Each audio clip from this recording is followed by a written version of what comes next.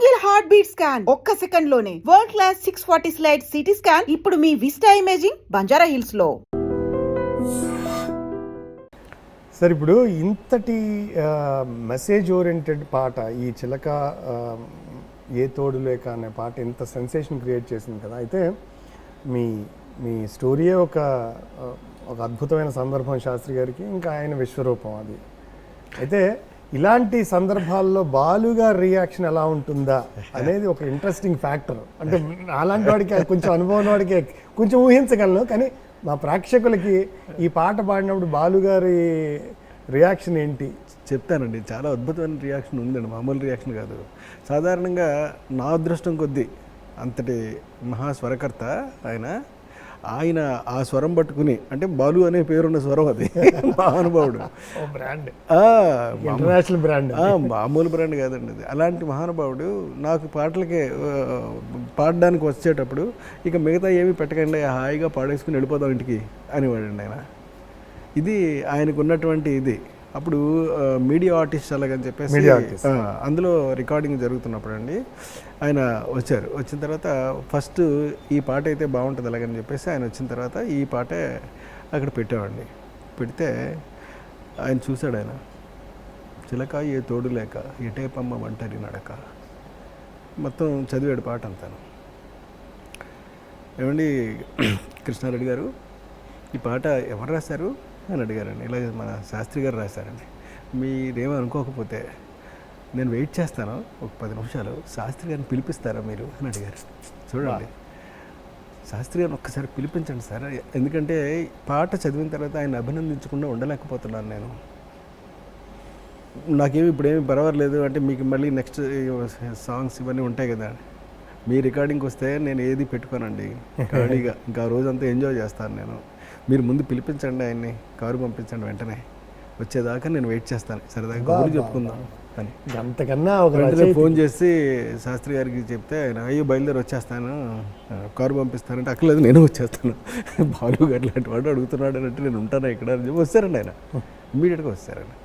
వచ్చిన తర్వాత లోపల కూర్చోబెట్టి కౌగులించుకుని ఆయన్ని, ఏమయ్యా ఏమి పాట రాశావయ్యా, మామూలుగా రాయలేదు, నువ్వు ఒకసారి నీ నోటితో అనవయ్యా నేను వింటాను అని. అలాగే ఆయన చేత ఈ పాట పాడించుకుని విని ఆయన, మరి రికార్డింగ్ అయ్యేదాకా నువ్వు ఉంటావు కదా అని అడిగారు. ఉంటానన్నాడండి. ఉండండి నేను పాడతాను ఇప్పుడు, ఏమాత్రం మీకు ఇది అని అనిపించినప్పటికీ కూడా మీరు చెప్పేసేయండి అని చెప్పి ఆయన సరే అవుతానండి రెడీ చేసుకోండి అన్నాడు. రెడీ అన్నాం మేము. ఇంకా ఆయన కూడా వచ్చేసాడండి, రికార్డింగ్ రూమ్లోకి వచ్చేసాడు. ఇంకా ఇంజనీర్ గారు నేను మొత్తం అందరం కూర్చొని ఉన్నాం అక్కడ. అందరూ కూర్చొని ఉండగా లోపల బాలు గారు వెళ్ళి, ఏమండి ఒక 10 నిమిషాలు అలా సైలెంట్గానే ఉండండి అందరూ, మీరు కూడా ఏం మాట్లాడుకోవద్దు అక్కడ, ఎందుకంటే మీరు మాట్లాడుకునేది నాకు ఇక్కడ వినపడుతూ ఉంటుంది కదా, అంటే రికార్డింగ్ థియేటర్లో ఫెసిలిటీ ఉంటుంది కదా అండి, అంచేత please don't talk for 10 minutes. నేను చెప్పేంత వరకు మీరేమీ అసలు ఏ సౌండ్ చేయకుండా ఉండండి సార్ అని 10 నిమిషాలు అలా సైలెంట్గా ఉన్నాడండి. 10 నిమిషాలు అయిన తర్వాత మొత్తం ఆయన మూడ్ అంతా బ్రేక్ చేసుకునండి, తగ్గించుకుని కూర్చునే ఉన్నారు. ఆయన లేచారు. ఆయన లేచి మైక్ దగ్గరికి వచ్చి చాలా మంద్ర స్థాయిలో, తక్కువ స్థాయిలో, శ్రీధర్ రెడీ చేసుకో అమ్మా. చూడండి ఎంత చిన్న వయసులో అంటున్నాడు ఆయన. రెడీ సార్ అన్నాడు ఆయన. అన్న తర్వాత ఫస్ట్ లైన్ అండి, చిలక ఏ తోడు లేక ఏటే పమ్మ ఒంటరి నడక అనేసి ఆపేశాడు. శాస్త్రి శాస్త్రి శాస్త్రి అసలు అంటే చూడండి, ఆయన మెప్పుకోలు, అంటే ఎక్కడ బాగుందో అక్కడ మెచ్చుకోవడం. మునుసు శాస్త్రి శాస్త్రి శాస్త్రి ఈయనేమో ఇక్కడ పాపం ఇది ఏమనాలో ఏంటో తెలియక మా గట్టి కనపడుతూ ఉంటారు కదా, ఉబ్బి తబ్బి భయపడు అంటారు చూడండి. అది చూశాను ఆయన దగ్గర, శాస్త్రి గారి దగ్గర. ఈయన చిన్నపిల్లలాగా అంత పెద్ద అయినా అంత మాటలు మన గురించి మాట్లాడుతున్నాడు అని అంటే అలాగా. ఆ తర్వాత పాడానండి ఆయన. అసలు అద్భుతం అనమాట. అలా పాడుతూ ఉంటేనే ఆ మమైకం అయిపోయాం, అయిపోయామండి కంప్లీట్గా రికార్డు అయిపోయింది పూర్తిగా చెప్పేసిన తర్వాత అయిపోయింది అన్న తర్వాత లేచింది అప్పుడు చప్పట్లు కొట్టాడు, ఇంజనీర్తో సహా కలిపండి. అసలు ఇక ఇంతకన్నా ఏముంటుంది చెప్పండి, ఎంత గొప్ప ఇంతకన్నా అనుభూతి సార్. ఆ. అయితే బాలు గారు కూడా సాహిత్యాన్ని అంత ఎంజాయ్ చేసే మనిషి కాబట్టి, అమ్మో, ఆయన. కాకపోతే ఆయనకున్న బిజీ స్కెడ్యూల్లో రోజుకి 10 పాటలు పాడే సందర్భంలో మీవేనో 10 పాటలు 6 పాటలు పెట్టుకుని వచ్చి ఉంటారు ఆయన. మామూలుగా 6 6 పాటలు పాటలు ఉంటాయి మినిమం రోజుకి. ఇప్పుడు కూడా ఒక రచయిత గురించి వెయిట్ చేసి, అంటే ఆయన ఎంత ఎంజాయ్ చేయకపోతే అదొకటి. 2, అంత అద్భుతమైన పాటని రాసిన రచయితను అభినందించాలనే ఒక సంస్కారం అండి అది. ఈ సందర్భంలో బాలుగారి సంస్కారం గురించి మీకు ఒక మాట చెప్పాలండి, చెప్పకపోతే నాకు తప్పు అవుతుంది. చెప్పండి సార్. ఏంటంటే అయ్యప్ప స్వామి టెంపుల్కి వెళుతూ ఉన్నప్పుడు అక్కడ మోసే బోయలు ఉంటారండి. అంటే ఆయన కూర్చోబెట్టి ఎవరయ్యా మోసేవాళ్ళు అని అడిగారండి ఆయన. వీడియో ఉంది.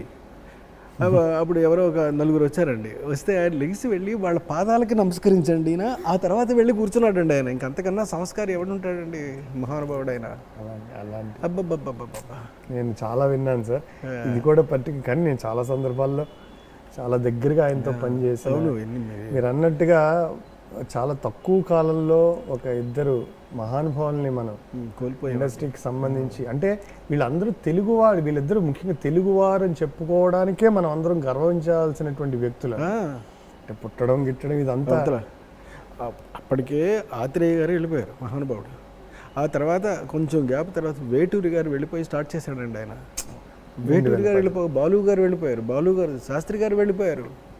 అంటే మనకి అట్లీస్ట్ వేటూరు గారు 2010లో తర్వాత 2021 వరకు ఒక 11 ఏళ్ళు వీళ్ళిద్దరూ. కాదండి, ఇంకా సాహిత్యపు పల్లకిని మోసే బోయలేరండి. బోయలేరు ఎక్కడున్నారు, ఎక్కడ మిగిలి ఉన్నారు చెప్పండి. లేదులేండి సార్, ఈ మహానుభావుల ఆశీర్వాదంతో శాస్త్రి గారు ఒక పాటలో అంటారు, కూసే కోయిల పోతే కాలం ఆగేనా అన్నట్టుగా. అది నిజమే అనుకోండి. అయితే వీళ్ళందరూ ఇచ్చిన ఈ సంపదని, ఇన్స్పిరేషన్ ని, అంటే వీళ్ళందరితో పాటు కలిసి మెలిసి వాళ్ళతో పాటు మమేకం అయిపోయండి, వాళ్ళతో పాటు అనుభవాలు అనుభూతులు పంచుకున్న మనకే బాధను వెలిపించుకోవటమే తప్ప అంతకు మించి ఏం కాదండి. కానీ వాళ్ళు నేర్చుకోవడానికి బోల్డ్ అంత ఇచ్చేసేది. ఎందుకంటే ప్రతి పదం ఒక డిక్షనరీలో ఎలా పాడాలని మాలాంటి గాయకులకి, ప్రతి పదం ఎలా రాయాలి, ఏ సందర్భానికి ఎలా రాయాలని రచయితలకి, వీళ్ళందరూ ఇంతంత మనకి గని ఇచ్చేసారు సంపద. ఇట్స్ ఏ గ్రేటెస్ట్ ఎన్సైక్లోపీడియా అంతేనండి, ఇచ్చేసి వెళ్ళారు. కాబట్టి మనకి పెద్దగా మార్గం సుగమం అయిపోయింది. వాళ్ళకి లేదేమో కానీ మనకైతే వాళ్ళంటే వాళ్ళు అప్పుడు బిగినింగ్ స్టేజ్ కనుక వాళ్ళు వెతుక్కుని ఎక్కడెక్కడి నుంచో పోగేసుకుని ఐడియాలని కలెక్ట్ చేసి రాయడం. ఇప్పుడు మన శాస్త్రి గారి పాటలో రాశారు కదా, 2 రెండులను అది అదిరింది కదా పట్టుకుని, అది అలాగే కొంచెం అలా మార్దాం అన్నట్టుగానే ఈ ప్రపంచం అయితే మీరు సిద్ధంగా ఉంది, రాత ప్రపంచం. అయితే మీరు ఇంత డెప్త్ ఉన్నటువంటి పాటలు రాయించుకున్నవి. మీరు శాస్త్రి గారు చేసి చాలా వైవిధ్యం ఉన్నటువంటి, చాలా కాంట్రాస్ట్ ఉన్నటువంటి పాటలు. ఇప్పుడు టాప్ హీరోలో మీరు బాలకృష్ణ గారికి బీడీలు తాగండి బాబులు, బీడీలు తాగండి బాబులు, తాగి స్వర్గాన్ని చూడండి బాబులు, బాబులు బీడీలు తాగండి బాబులు, తాగి స్వర్గాన్ని చూడండి బాబులు, బాబులు.